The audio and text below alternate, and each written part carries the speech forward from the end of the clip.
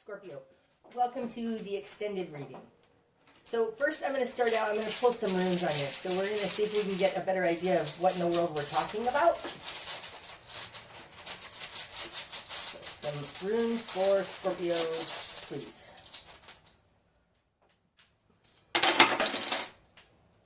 Okay. I'm going to start out here. This is Ewaz. You have it in reverse, falling on top of this, not being able to see a way out. Now, Ewaz is horse. That's the literal translation of it. It talks about trusting God, trusting the horse to take you where it needs to take you. So there's something here, like I said, it feels like you have a wall built up. You're not flowing with the universe, essentially. You're not allowing the forces that you're riding on to take you to a better place. Okay, the other rune that came out that's face up, this one, this is Tewaz. This is the spiritual warrior. This is, I would liken it also to the Justice card. It's being balanced. So falling on top of, I'm going to say on top of these two, since these are both fives, there's some kind of a balance or that needs to be struck here. But Tewaz is much more of a, it's not just the Justice card, which is karmic balancing, because Tewaz is a warrior type of energy. It's somebody bringing balance to a situation. So I think that you are able to bring balance to this situation where they're feeling like crap and you're feeling left out in the cold. There needs to be balancing in this. Okay. Okay. Next, we're going to go down here. This rune is falling on top of the Father of Cups. Mostly, it's here.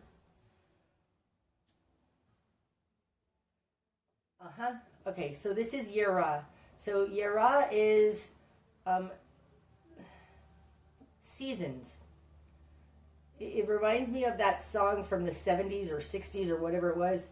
There's a time for every purpose under heaven. That, you know, a time to sow, a time to, I don't even know the words. A time to cry, a time to joy. I don't even know what the words are. It speaks about that. I feel like you're in a low point right now. But Yera is also very similar to the Wheel of Fortune, where the wheel, you know, the wheel is always turning. You're in a low point right now. And that also talks about this, the fives. The fives are the low point in the minor arcana. You're at a low. I think that you need to trust that this is going to balance out. But it does take time. This rune also speaks very much of this Seven of Pentacles energy that's running throughout this spread. It takes time. And I think falling on top of the Father of Cups, you're at a low. This too shall pass, I want to say, because Yera came out. Don't get stuck in your mind, right? And think that this is the end. It's over. Nothing else is ever going to happen in this, because this rune indicates it's going to change. This rune is change. It's change. It's time. It's the Wheel of Fortune. It's going to change because the seasons always come and go and come and go. Sometimes you're up. Sometimes you're down, right? We've got the Ten of Pentacles here. And the Ace of Pentacles in reverse, where this Father of Cups is. Sometimes you're up, sometimes you're down.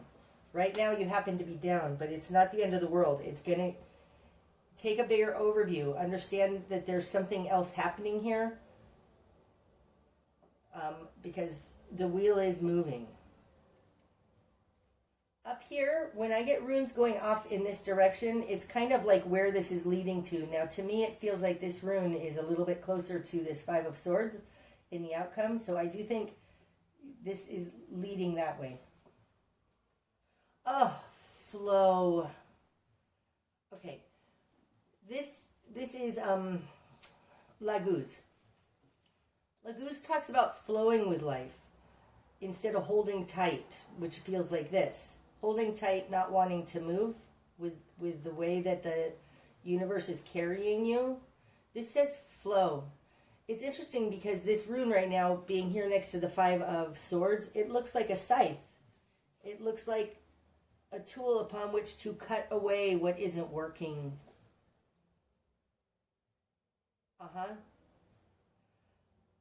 This rune being flow can mean let go. Let go of whatever is not working here. This totally feels like a scythe right now. Cutting away what's not working. But because it didn't fall on top of it, it fell out here.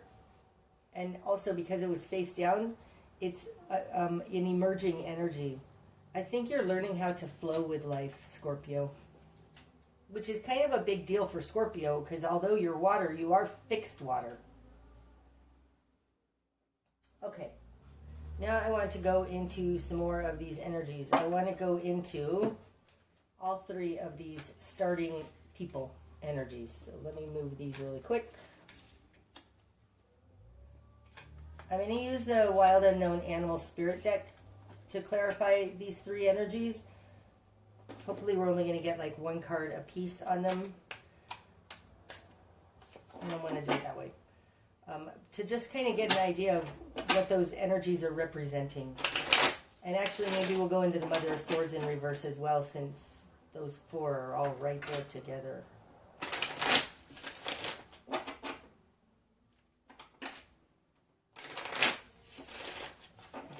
Clarity for Scorpio on the people cards.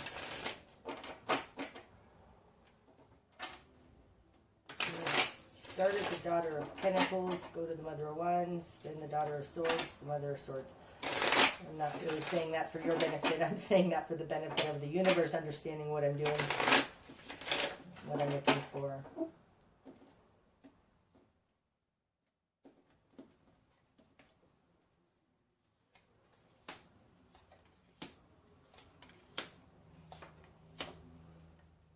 Oh, wow. That's awesome. Okay.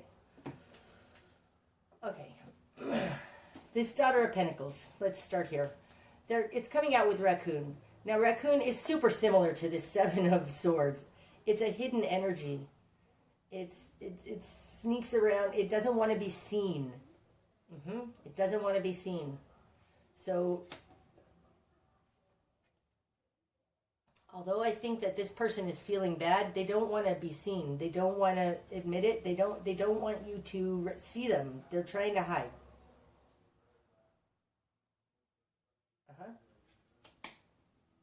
Okay. Then we have Fire Ant on top of Mother of Wands. So Mother of Wands in reverse is unable to make it happen. Being combined with Fire Ant to me is like a spark that spreads throughout the entire colony. So I do think this speaks a little bit to this Seven of Pentacles in the underlying energy. It's like if you start taking step by step by step, it will grow into something understandable. Oh, that's interesting. Look, the High Priestess is underneath this. That's a powerful card. That is, it's the power of non-action. Okay, so I think that this Five of Swords to some degree is don't cut off your nose to spite your face. I think you want to make it all happen, but it just takes, go do a little something. A little action will grow, and then a little action will grow. This also the Fire Ant also speaks to the network, the invisible electric net that we're all connected to. And that by you doing one thing will take it out to others. Like if you, it talks a little bit about that if you're not, say you're not communicating with this person right now, if you do acts on an energetic field, it will reach others.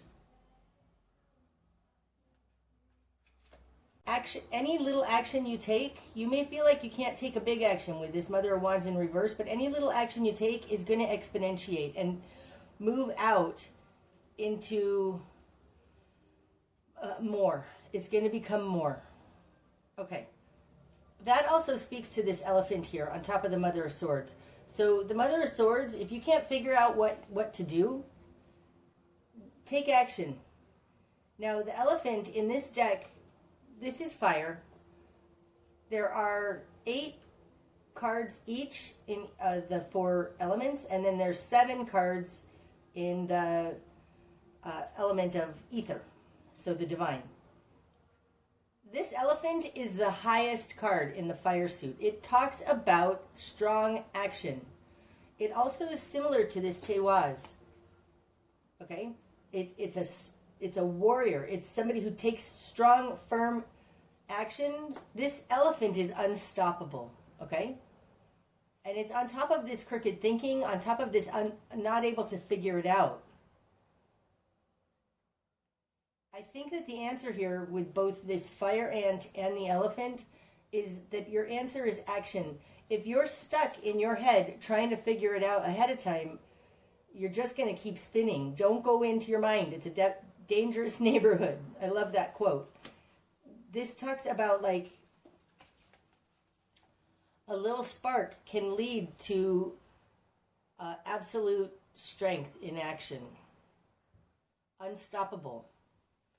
So it feels like the answer to your problem here, Scorpio, is to go do something.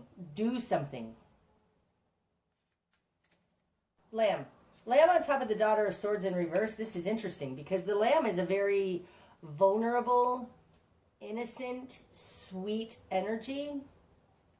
It's similar to this Daughter of Swords who's trying to figure it out, who's got some ideas. Now in reverse, see all these little sparks? These are like sparks of magic kind of being sent in from the divine. In reverse, it feels like, and especially coming out here near Laguz, it feels like you can't decide. Like there's maybe even too many options and you're not sure which one. Like it feels like you're in a state of paralysis because you're not sure how to move forward. And the answer really is to just take some action, a little action. It'll grow into a big, unstoppable something. Now the elephant, this elephant reminds me of Ganesha, which is unstoppable. If you have too many ideas, right? Daughter of Swords in reverse. Pick one. Pick one. It'll grow. I think you feel like you are vulnerable and unable to, like you don't have the experience in which to make this decision. But I don't believe that there's a wrong choice. Any choice is better than no choice. And this is how the Lamb gains experience, by making choices. Okay. Okay. So let me put these back how they were, because I do want to get more answers about this 5 of Swords.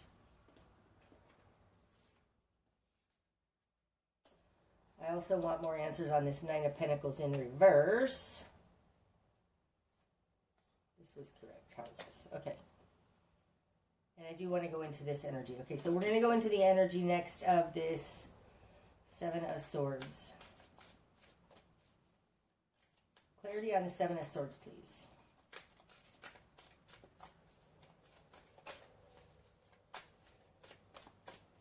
Clarity on the 7 of Swords, please. Rabbit, and I want this one too. That one? No, just rabbit. Okay. rabbit and eagle. Oh gosh, that's a crazy combination, because rabbits are super hyper aware.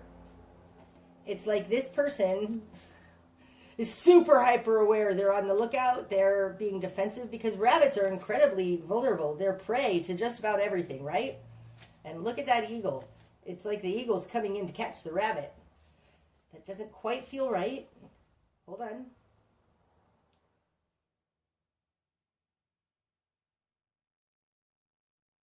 I feel like the rabbit is you, and this character is coming in as the eagle.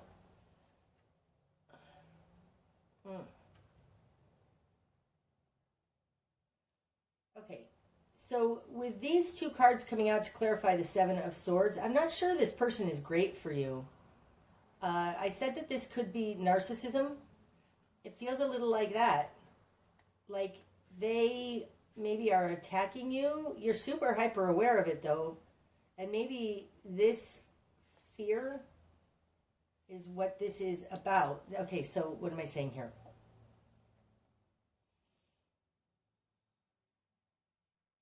Came out like this.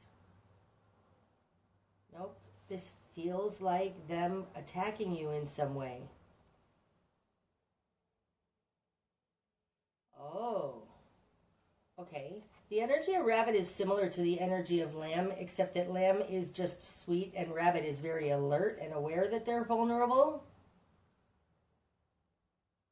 I think this person has kind of gone into hiding because they know that they're vulnerable. I don't think this is about them attacking you. I think this is about them feeling vulnerable to somebody who's caught on to them. That feels more right. They're in hiding because they did something they shouldn't have done. They're feeling guilty about it, and you're catching them. They don't want to be caught. They're hyper aware. That's interesting. I'm not sure what that means in relationship to this reading. If somebody did take money from you, what's going to be illuminated is that they've taken money from you. Like you've lost out. Somewhere it feels like there's a nest egg that has the rest of these 9 pentacles that started out as yours in this 10. Because this 10 falls in the position of you in your world. Somebody actually may have stolen from you, Scorpio, and they are afraid they're going to get caught. Now, eagle is similar to this elephant energy, Ganesha, that I said. Because eagle is the highest in the air suit in this deck. It's absolute certainty. Bam, spot on the bullseye.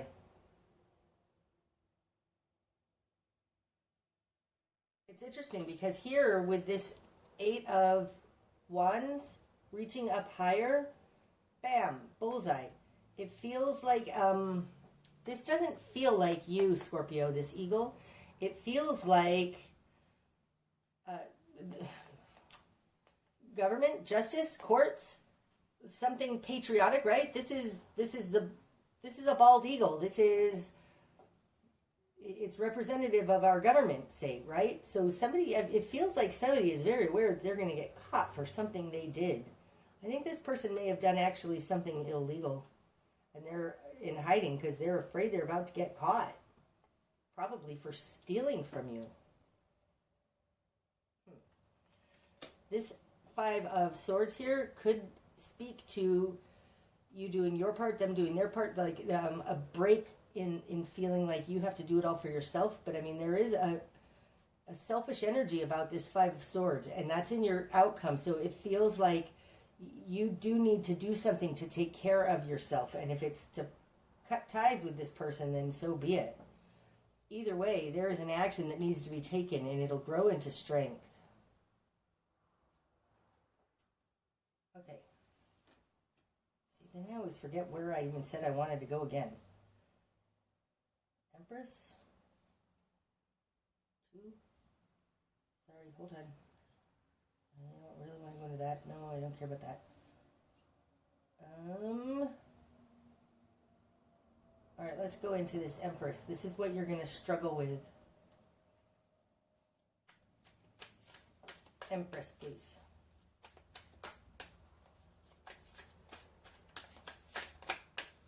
No, I wasn't sure, maybe.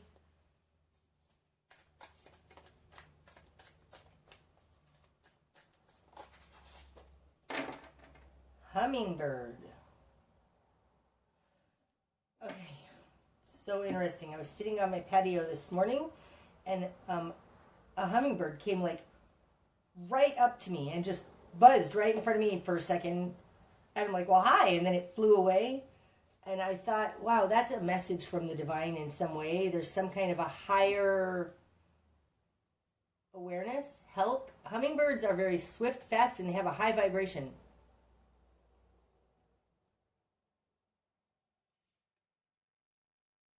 With the Empress, it's interesting. Do you see they're both glowing? They both got a glow about them.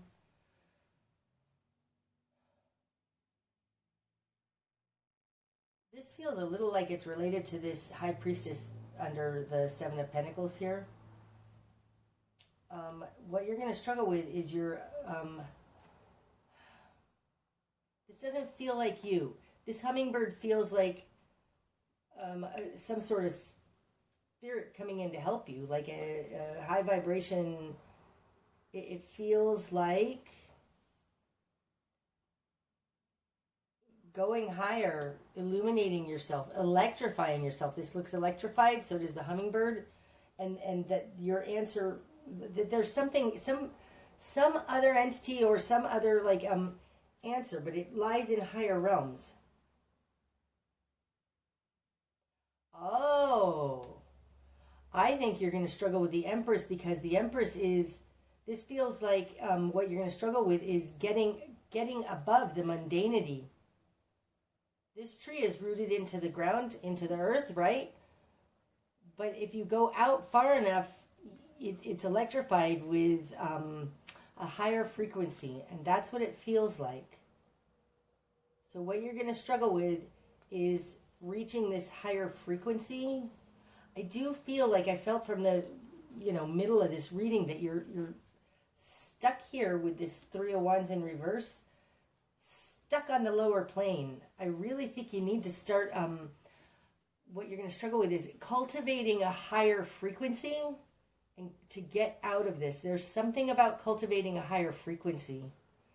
So maybe when you're struggling, pray for knowledge. Ask for help. It feels more like pray for knowledge. Pray for wisdom. Pray for strength. No. It feels straight up pray for hidden knowledge. Right? High Priestess. Pray for a connection to your higher knowledge. To a higher frequency. That's awesome. Okay.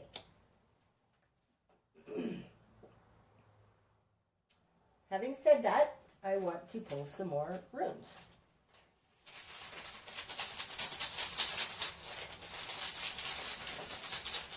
Any further messages for Scorpio, please? Okay, that's a good confirmation. This is Wunho. This is, that was a loud car. This is Wunho. It basically is straight up joy. That's the translation of this. It feels like what you're going to struggle with is staying in a state of joy. That totally feels right. This hummingbird has a higher frequency. Stay out of this lower struggle. I have to say it again. Don't go into your mind alone. It's a dangerous neighborhood.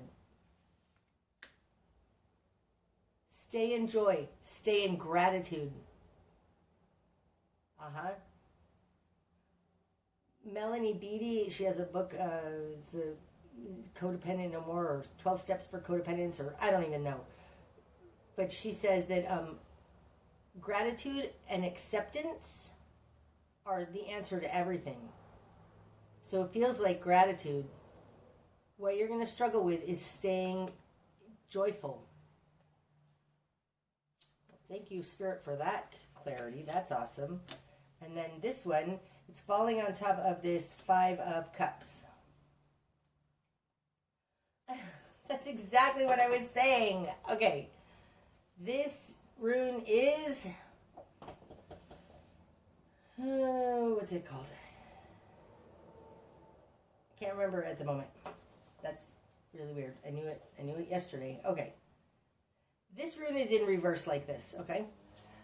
Upright, the translation is yew tree, Y-E-W.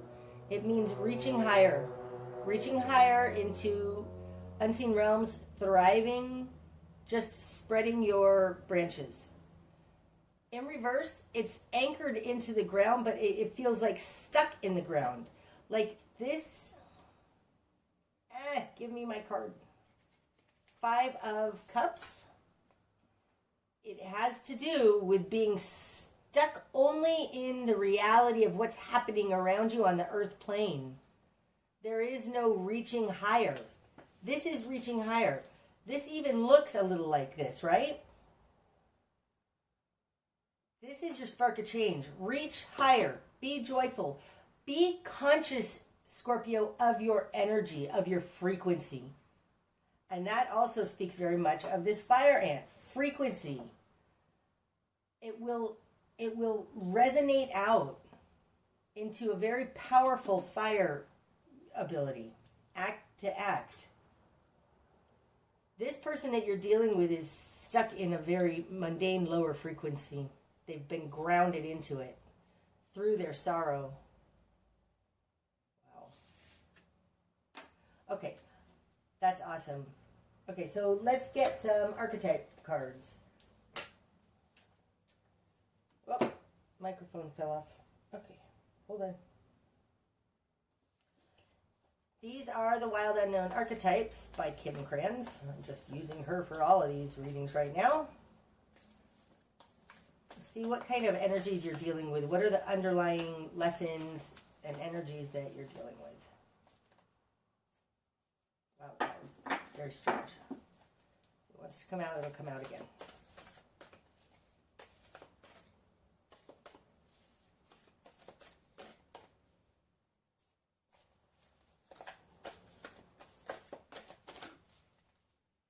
Okay, we're going to take these 3.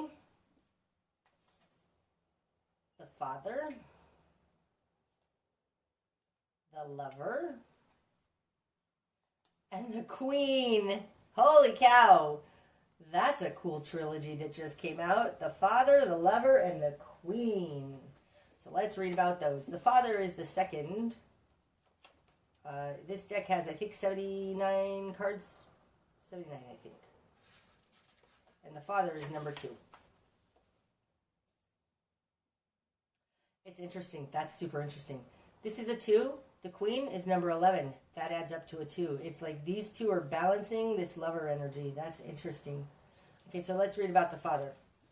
The Father, the Great Father, the masculine, the protector. Alongside the Mother, or the Queen if you ask me, the Father resides in the central axis of the archetypal family. The Father embodies both light and dark aspects of the masculine.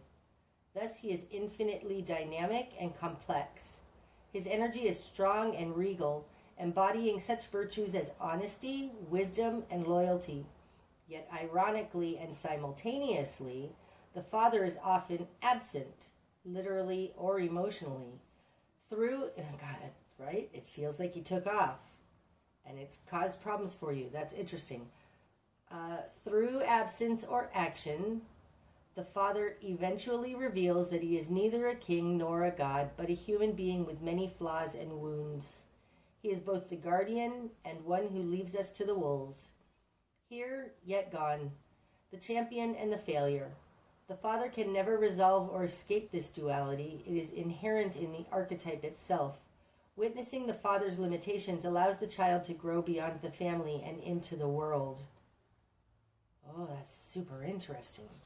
Okay, now we're going to read the Lover. That's number 17.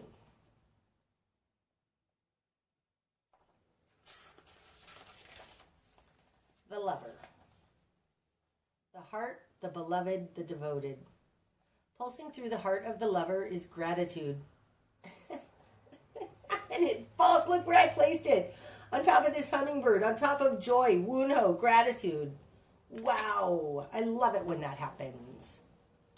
The lover appreciates and experiences the world through the senses, reveling in beauty, song, art, music, sense, and sensuality.